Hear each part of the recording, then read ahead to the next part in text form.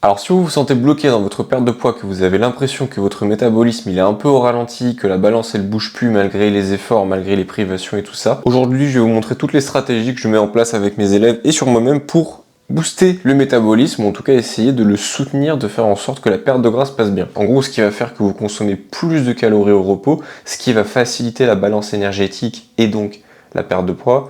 Pour rappel, la balance énergétique, c'est la différence entre le nombre de calories que vous dépensez et le nombre de calories que vous ingérez.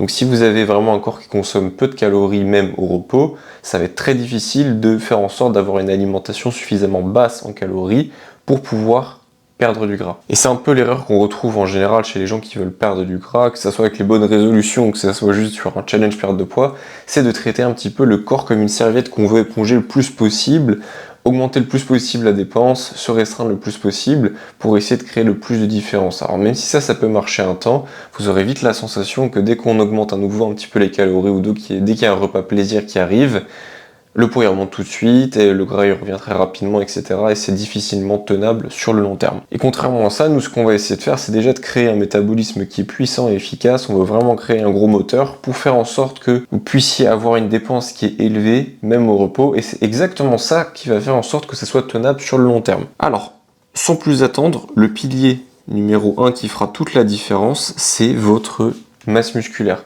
Peu importe votre génétique, plus vous avez de masse musculaire, plus votre corps va être amené à consommer de l'énergie au repos. Donc c'est pour ça que même pour un objectif de perte de gras, c'est extrêmement important d'avoir le focus principal qui se situe sur la muscu et un entraînement dans le but de créer de la masse musculaire. Le cardio, il va être intéressant pour faire augmenter notre dépense, mais voyez vraiment la masse musculaire comme l'investissement à long terme.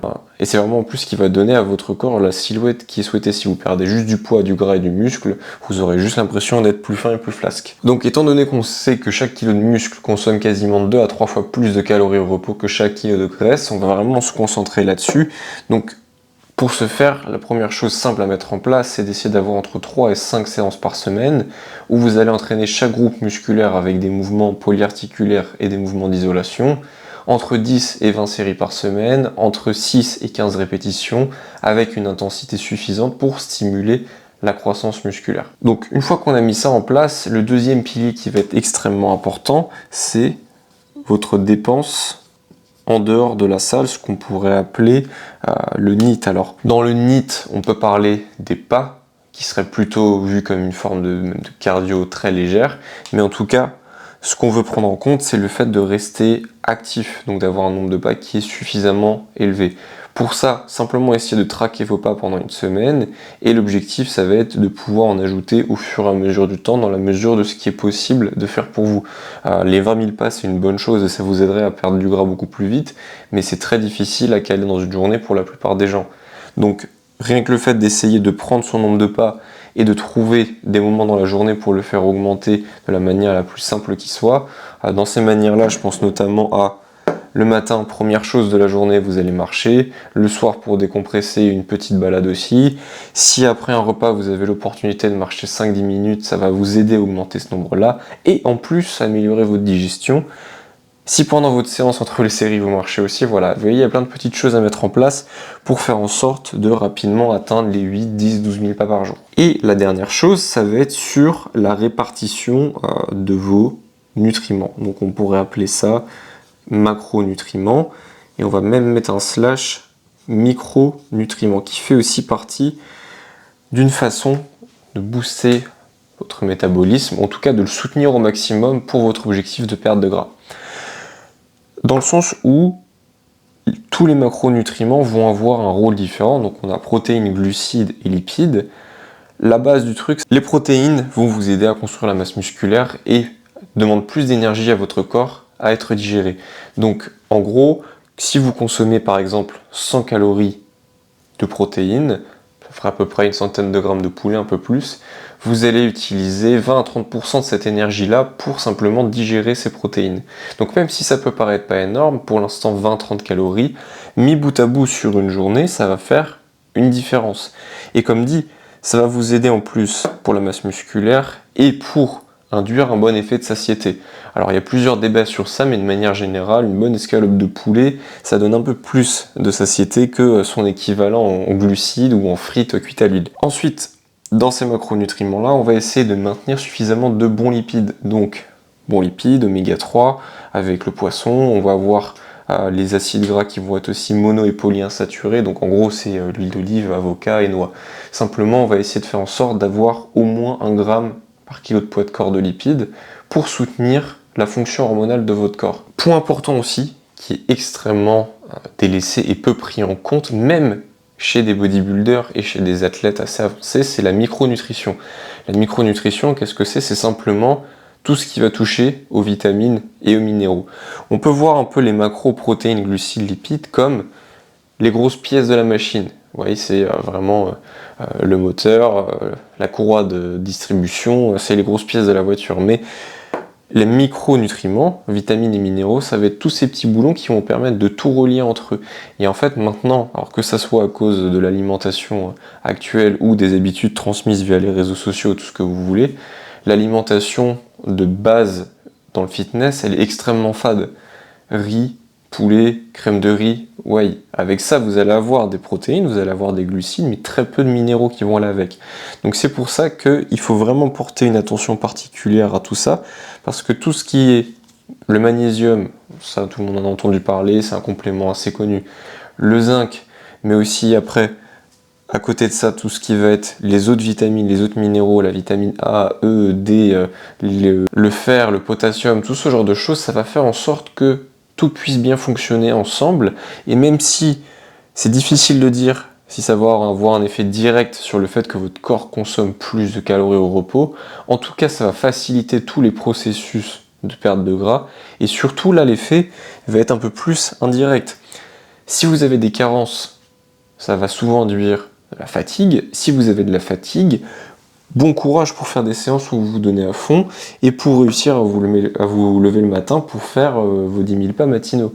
Donc c'est pour ça que tout ce qui touche à la micronutrition, ça va être extrêmement important. Donc sur l'alimentation, c'est vraiment cette base-là qui va être importante. C'est quelle quantité de protéines, glucides, lipides vous allez avoir et comment vous allez les organiser en termes de repas pour aussi favoriser une bonne micronutrition.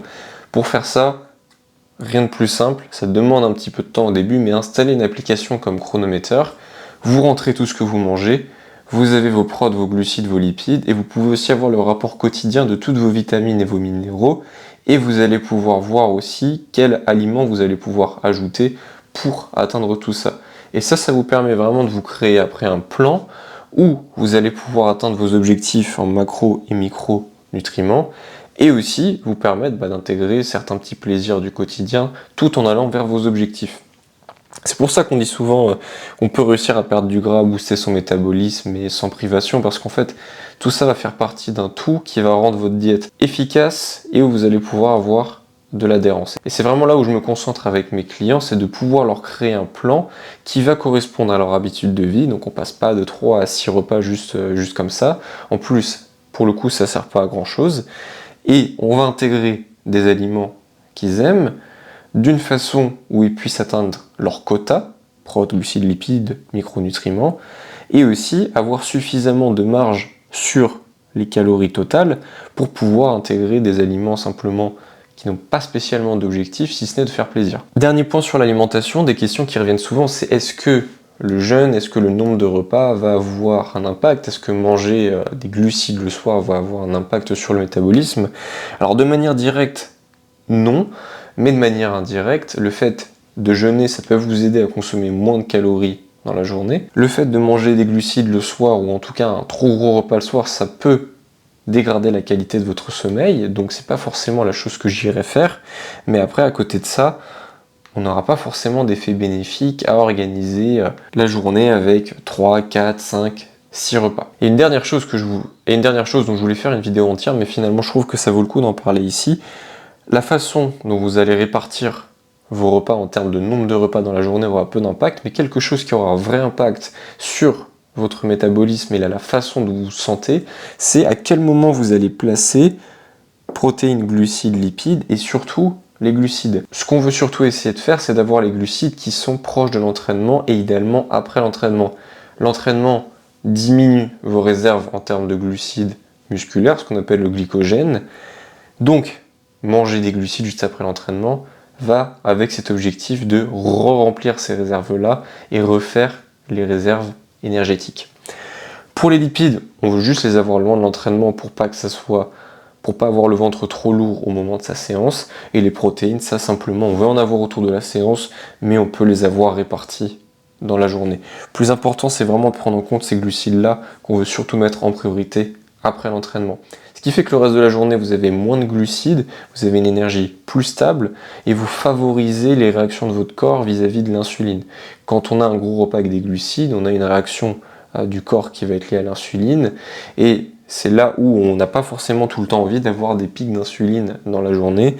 Et concentrer ce pic-là sur surtout le post-séance avec les glucides, c'est une façon extrêmement intelligente de bien répartir ses macros dans cet objectif d'optimiser son métabolisme. On va rajouter un dernier point qui pourrait être les mentions honorables. C'est-à-dire les petites choses à faire en plus si vous avez déjà pris tout ça en compte. Donc ça va être les compléments alimentaires. On a quelques compléments qui pourraient avoir un effet direct, la caféine, le thé vert pour aider à la dépense énergétique. On a les oméga 3 qui vont aider à l'oxydation du gras, donc le fait d'avoir un bon apport en oméga 3, en tout cas de ne pas avoir de carence, ça va faire en sorte aussi de vous assurer que vous ne mettez pas vous-même des bâtons dans les roues dans cet objectif de perte de gras. Et après tout ce qui est par exemple bain froid, douche froide, ce genre de choses, alors ça pourrait avoir un effet sur le moment, mais alors honnêtement plutôt que de se cailler un petit peu dans la salle de bain, je préfère choisir l'option d'utiliser ce temps-là pour aller faire une balade et augmenter mon nombre de steps.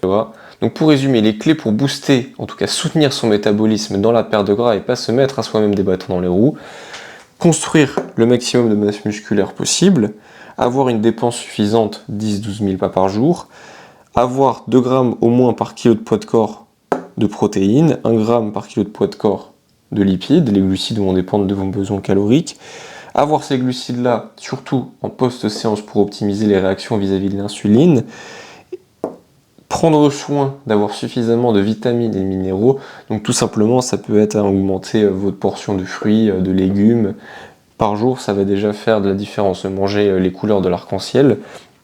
Et après pour faire un suivi plus précis, si vous devez retenir une chose pour la micronutrition, c'est cette application Chrono, j'écris n'importe comment, Chronometer. Voilà. Si vous mettez ça en place, et honnêtement pour l'avoir fait sur moi-même les dernières années et l'avoir appliqué à mes élèves, que ce soit Arnaud à plus de 50 ans qui a pu transformer son corps, que ce soit Florent qui a vaincu l'obésité, ou encore Quentin même avec un travail hyper chargé qui a pu faire une recomposition corporelle tout à fait incroyable, ça fonctionne. Ça demande du temps à mettre en place, il vous faut vraiment ce système-là pour pouvoir faire en sorte que votre métabolisme soit efficace, la perte de gras soit durable, mais une fois que tout ce système est mis en place, c'est plus facile à vivre parce que vous avez plus d'énergie, un meilleur sommeil, moins de stress, vous perdez plus de gras, vous pouvez continuer d'inclure des aliments qui vous font plaisir parce que tout ça fait partie intégrante d'un système qui fonctionne à merveille. Donc si ça t'intéresse de mettre tout ça en place, tu peux réserver directement un appel avec moi dans le lien de cette vidéo. On fait un bilan, on regarde comment tu t'organises, comment on peut améliorer tout ça et voir quel programme et quel plan alimentaire serait le plus adapté à toi.